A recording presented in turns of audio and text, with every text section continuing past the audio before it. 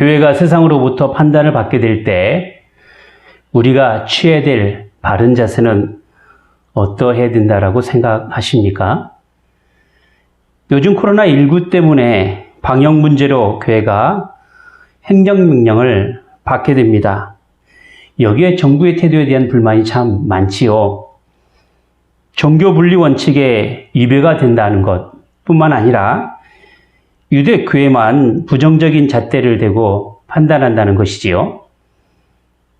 그래도 불만보다는 나라에 사는 일이니 순순히 따라가야 하는 자세를 취할 것인가에 대한 이 부분은 우리에게 여러 가지 고민을 하게 만듭니다.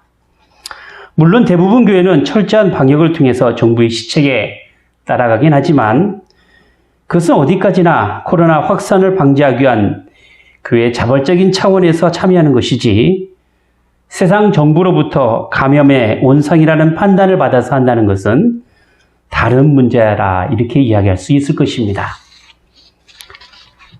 교회는 세상과 더불어 거룩한 사회로 존재하기 때문에 세상의 여러 가지 행정과 법과 사회 문화에 따라 직간접적으로 연관이 되어서 판단을 받게 됩니다. 그런 점에서 교회는 세상 앞에 빛과 소금의 역할을 감당해야 합니다. 그래야만 교회가 세상 앞에서 판단을 받는 것이 아니라 오히려 교회가 하나님의 말씀으로 세상을 판단하고 또 세상의 역사가 어떻게 흘러가고 있는지에 대한 뚜렷한 기독교적 역사관을 가질 수 있을 것입니다. 그렇게 믿음의 사람은 세상에서 살아갈 수 있는 지혜와 또 영적 권능을 얻을 수 있는 것입니다. 하지만 교회의 거룩함과 순결함을 해치고자 공중권세 잡은 악한 사단 마귀는 세상의 세력을 이용하여 끊임없이 공격합니다. 그래서 하나님 나라를 세워가야 할 그 교회를 무력화시킨다는 것이지요. 잠수하고 속이고 거짓된 것으로 교회를 이간질하고 분열시킵니다. 자, 오늘의 이야기는 바울이 로마 총독 앞에서 재판을 받는 장면입니다. 말하자면 교회가 세상 앞에서 판단을 받는 것이죠. 여기서 말하는 세상이란 로마뿐만 아니라 바울을 고소한 공에 속한 유대인들도 함께 포함이 됩니다. 바울을 고소한 그들의 계략은 어떻게 했었는지 세상의 판단에 따라 바울을 잡아서 죽이려는 데 있었습니다. 그래서 없던 죄도 만들었던 것입니다. 그 제목이 무엇이었습니까? 사회를 혼란하게 만들었다라는 소란죄와 이단의 괴수로 이단의 앞잡이라는 것, 그리고 성전을 더럽게 한 성전 모욕죄였습니다. 하지만 유대 백성들 앞에서나 공회나 심지어 로마 총독 앞에서도 고소한 내용에 맞는 죄를 입증할 수가 없었습니다. 바울은 하나님 앞과 사람 앞에 양심에 항상 거리낌 없이 살아가기를 힘썼다라고 고백하면서 자신을 고소한 내용에 대한 죄가 없음을 분명히 하였던 것입니다. 로마 총독 앞에서의 재판은 한 번으로만 끝난 것이 아닙니다. 왜냐하면 재판 도중에 총독이 다른 사람으로 바꿔져 있었기 때문에 그렇습니다.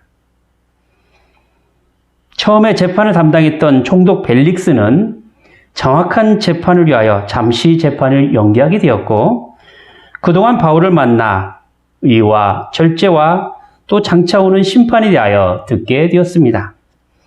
벨릭스는 그의 아내 드루실라와 함께 바울에게서 복음을 듣고 두려운 마음을 가지게 되었습니다.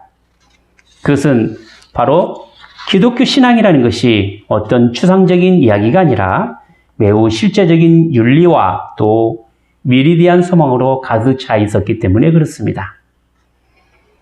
총독 부부가 처음에 복음을 접할 때 두려움을 느낀 것은 어쩌면 당연하다고 봅니다. 왜냐하면 자신들이 여태까지 살아오면서 이렇게 실제적인 가르침을 받아본 적이 없었기 때문입니다.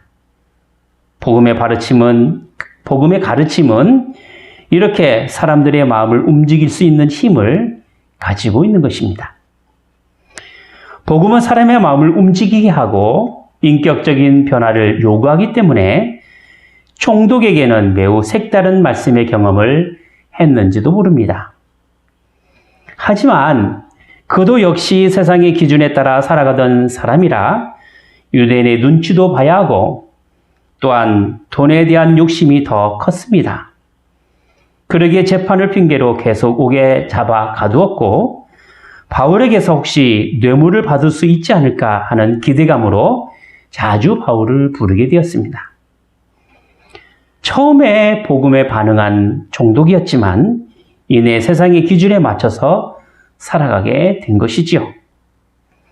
복음에 반응하였지만 결국 세상의 재물과 유혹에 빠지는 경우를 예수님께서 씨 뿌리는 비유를 통해서 잘 가르치고 있습니다. 그것은 바로 돌밭에 떨어진 씨와 같다라고 말할 수 있을 것입니다. 바울이 복음을 전함으로써 총독에게 나타날 복음의 그 반응과 또 총독이 세상의 욕심으로 바울에게 향한 그 욕심이 다른 양상으로 나타나고 있었던 것입니다.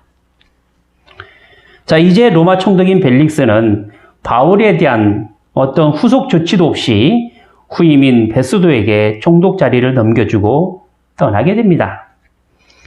바울은 가이사랴에 있는 감옥에 있으면서 재판이 결정되기만을 기다렸을 것입니다. 그러나 여전히 바울을 미워한 유대인들은 후임으로 온 총독이 잠시 예루살렘에 머물게 될 때 바울을 고소하여 예루살렘으로 옮겨 재판받기를 요청하게 됩니다. 아직 재판이 끝나지 않은 바울을 다시 고소한 것입니다. 그 이유는 무엇이냐?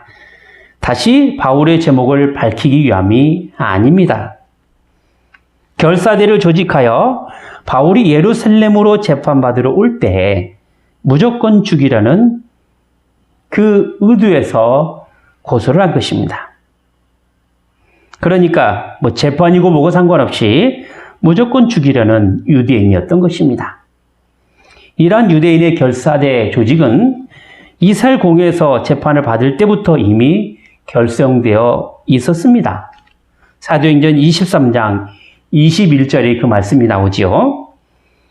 저희 중에서 바울을 죽이기 전에는 먹지도 않고 마시지도 않기로 맹세한 자 40여 명이 그를 죽이려고 숨어서 지금 다 준비하고 당신의 허락만 기다리나이다. 어쩌면 유대인들의 이러한 고소가 바울에게 생명을 위협하는 경우가 되었는지도 모릅니다. 죽이려고 고소한 그 이유 때문이지요. 하지만 오히려 새로 부임한 로마 총독에게는 자칫 잊혀질 수 있는 중단된 바울의 재판을 다시 할 수 있는 기회를 제공하게 되었던 것입니다. 실제로 전임 총독이 바울의 재판 사건을 후임에게 상기시켜 주지 않고 제대로 넘겨주지도 않았다면 바울의 재판은 영영 묻힐 수밖에 없는 일이 될 것입니다. 그러면 바울은 로마에 갈 수도 없고 영영 감옥에서 나오지 못하게 될 수도 있을 것입니다. 그런데 다행하게도 유대인의 고소로 인하여 연기된 바울의 재판을 다시 할 수 있게 된 것이지요. 새로 부임한 로마 총독은 열흘간 예루살렘에 머문 후 바울이 있는 가이사랴에 돌아와 연기된 재판을 다시 열게 됩니다. 이것이 오늘 이야기의 배경이지요. 자, 오늘의 말씀은 우선 유대인의 고소와 바울의 변론이 먼저 나오고 그리고 그 다음으로는 바울은 자신이 받을 신문을 로마 황제인 가이사에게 직접 하겠다라는 그 호소의 내용이 나옵니다. 자, 그래서 먼저 살펴봐야 될 사실은 예루살렘에서 온 유대인들이 바울을 고소했으나 능히 증명하지 못한 그 사실과 더불어 그에 대한 바울의 변론은 자신은 죄를 범하지 아니하였다라는 것을 7절과 8절을 통해서 밝히고 있습니다. 보겠습니다. 그가 나오매 예루살렘에서 내려온 유대인들이 둘러서서 여러 가지 중대한 사건으로 송사하되 능히 증명하지 못한지라 바울이 변명하여 가로되 유대인의 율법이나 성전이나 가이사에게나 내가 도무지 죄를 범하지 아니하였노라.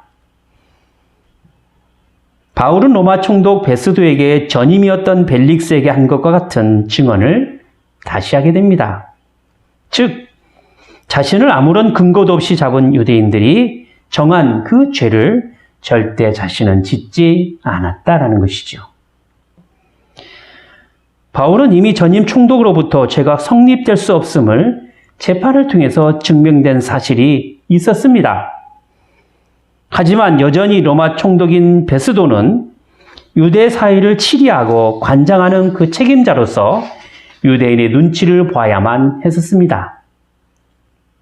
그래서 죄가 없음에도 불구하고 계속 잡아 가둘 수밖에 없었던 것이고, 여차하면 사회적 논란거리가 될 수 있었기 때문에 바울을 쉽게 석방할 수도 없었던 것입니다.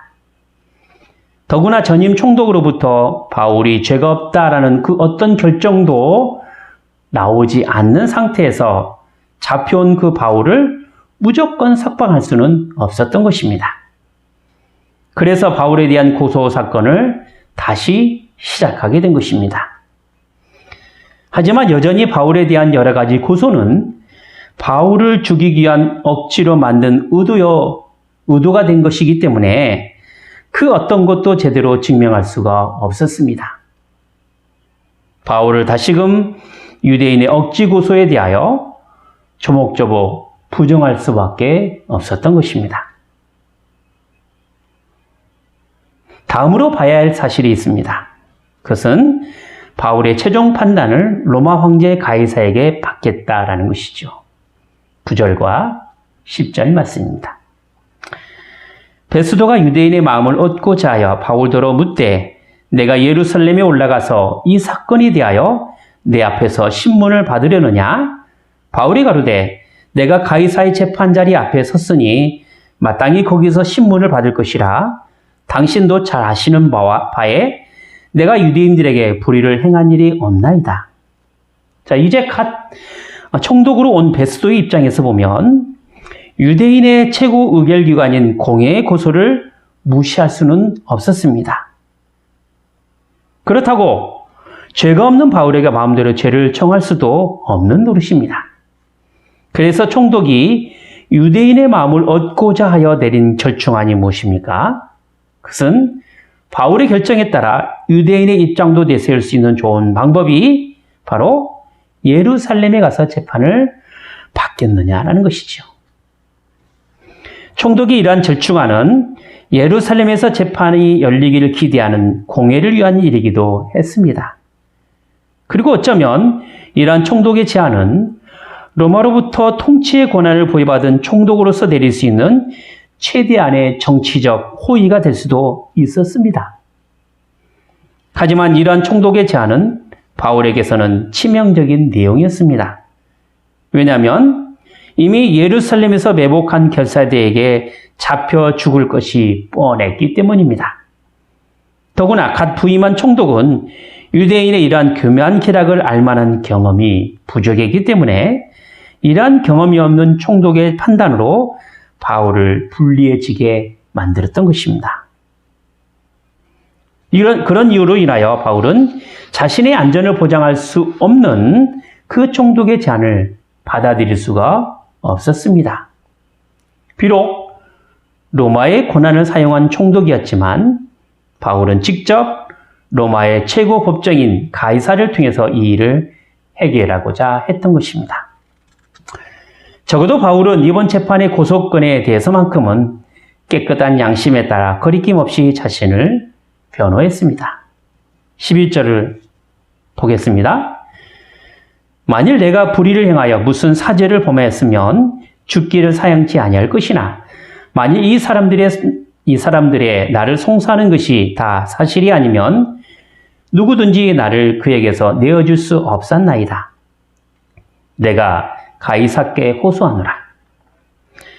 비록 지금까지 당한 여러 가지 수많은 모욕과 심각한 허위와 고소가 있었지만 복음을 전하는 일에서만큼은 바울은 당당했습니다. 자신의 변호가 참된 증언임을 생명을 걸 만큼 확신에 차 있었던 것입니다. 자신을 죽이려고 혈안이 되어 있는 유대인들을 향한 그 바울의 태도는 비록 욕을 먹고 거짓으로 공격을 당한다 하더라도 그것에 대하여 이상하게 생각하지 않고 오히려 자신의 무죄를 밝히고 확증함에 있었던 것입니다. 베드로전서 4장 12절과 그리고 14절까지 말씀을 보면 이렇게 나옵니다. 사랑하는 자들아, 너희를 시련하라고 오는 불시험을 이상한 일 당하는 것 같이 이상히 여기지 말고 오직 너희가 그리스도의 고난에 참여하는 것으로 즐거워하라. 이는 그의 영광을 나타내실 때에 너희로 즐거워하고 기뻐하게 하려 함이라. 우리에게 오는 여러 가지 시험은 우리를 연단하기 위한 시험이라는 것입니다. 우리가 받는 시험은 자신을 더욱 당금질하여 단단해지게 만듭니다. 시험에 대하여 우리가 긍정적이어야 되는 이유는 바로 자신의 신앙을 더 단단하게 만들기 때문에 그렇습니다. 그리고 여기에는 반드시 예수 그리스도의 고난에 동참하는 것을 전제로 합니다. 왜냐하면 마지막 날에 이루어질 주님의 영광에 함께 즐거워하고 기뻐할 수 있기 때문에 그렇습니다. 그래서 우리는 고난을 받는 일에 즐거워할 수 있는 것이죠. 성경에는 참 많은 부분에서 시험과 환난으로 우리를 연단하는 것과 관련하여 인내를 만들어내고 소망을 이루게 된다라는 사실을 가르쳐주고 계십니다. 믿음의 시련은 우리를 인내하게 만들고 우리의 인내는 우리를 신앙으로 부족함이 없게 만들어줍니다.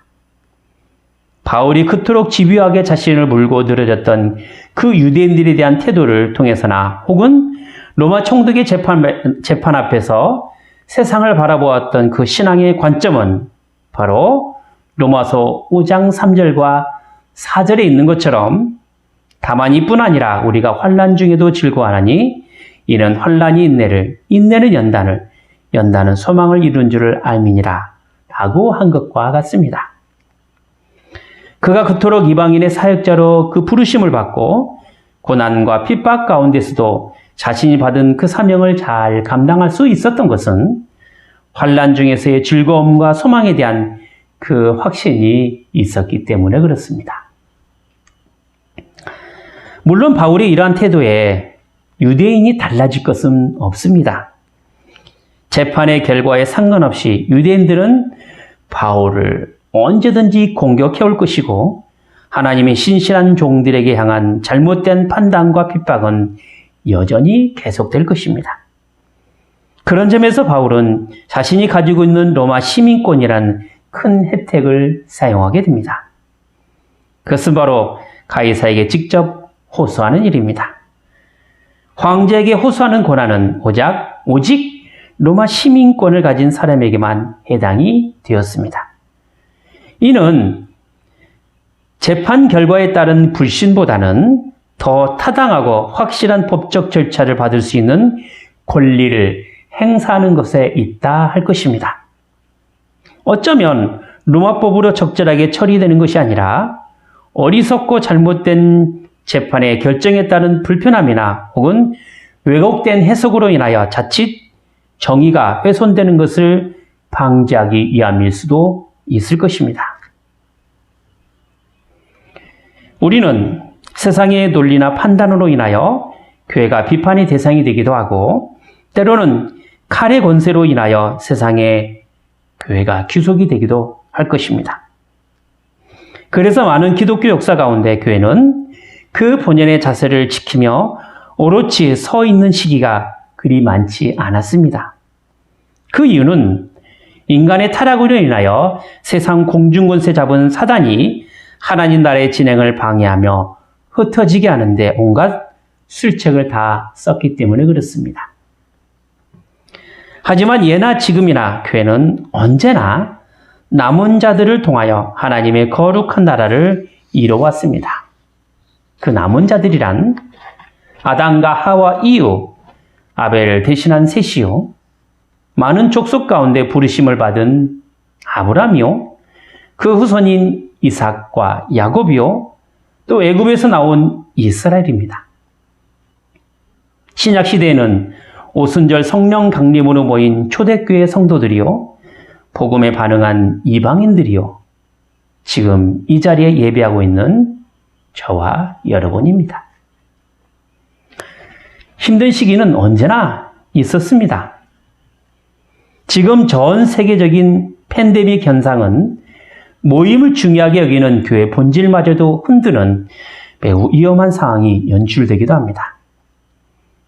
교회란 부르심을 받은 사람들의 모임이기 때문에 예배 모임과 만남, 교제가 빠진다는 것은 교회가 존재하는 중요한 요소가 없어지는 것을 의미하기도 합니다. 물론 인터넷이라는 매체를 통해서 예배 모임을 대체하는 것도 있지만 그것은 어디까지나 임시 처방에 불과합니다. 우리는 모여서 예배하며 모여서 성도의 교통을 나눕니다. 단순히 성경적 지식을 쌓는 스터디 단체가 아니라 서로 한 신앙 안에서 고백을 나누고 같은 구원의 생명임을 서로 확인하는 것에 있습니다. 이것이 서로에게 확인되지 않고 실제적인 교회 경험이 없다면 교회로서의 존재 의미는 사라지게 될 것입니다.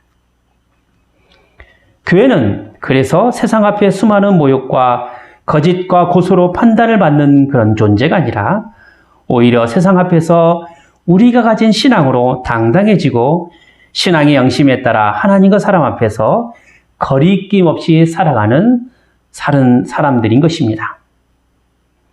그리고 마땅히 우리가 해야 할 고백과 또 복음 전파를 위하여 교회의 본연의 자세를 잃지 않도록 노력하는 것에 있기도 합니다.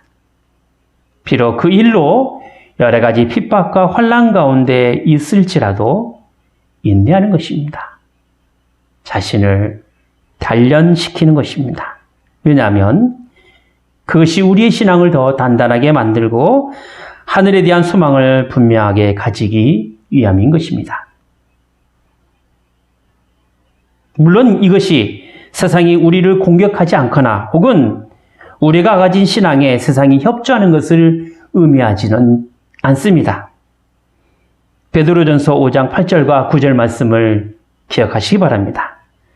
근신하라, 깨어라, 너희 대적 마귀가 우는 사자같이 두루다니며 삼킬 자를 찾나니 너희는 믿음을 굳게 하여 저를 대적하라. 이는 세상에 있는 너희 형제들도 동일한 고난을 당하는 줄을 알미니라.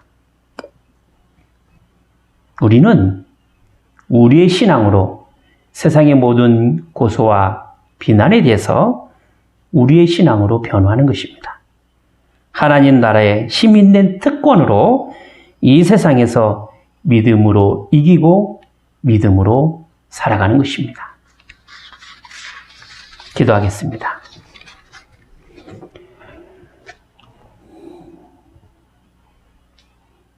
거룩하신 하나님 아버지, 저희를 죄에서 구원하여 주시고 이제는 하나님 앞에 은혜로 살아갈 수 있도록 교회로 불러주시오니 감사를 드리옵나이다. 하오나 여전히 악한 세상은 저희가 믿음 가운데서 은혜로 살아감이 있어서 여러 가지 어려움을 주기도 하고 심지어 마귀의 참소로 인하여 저희를 믿음으로부터 멀어지게 하고 하나님으로부터 떨어뜨리려 하고 있사옵나이다. 이제 바라옵기는 세상의 판단에 대하여 저희가 가진 신앙으로 당당해지게 하여 주시옵소서. 또한 진리의 말씀에 따라 선한 변호를 담대하게 할 수 있도록 인도하여 주시옵소서. 비록 힘든 상황일지라도 오히려 저희의 신앙을 굳건하게 할 수 있는 좋은 기회로 삼게 하여 주시며 끝까지 잘 인내하며 믿음으로 이겨낼 수 있도록 성령님께서 저희를 도와주시옵소서. 주 예수 그리스도의 이름으로 기도하옵나이다. 아멘.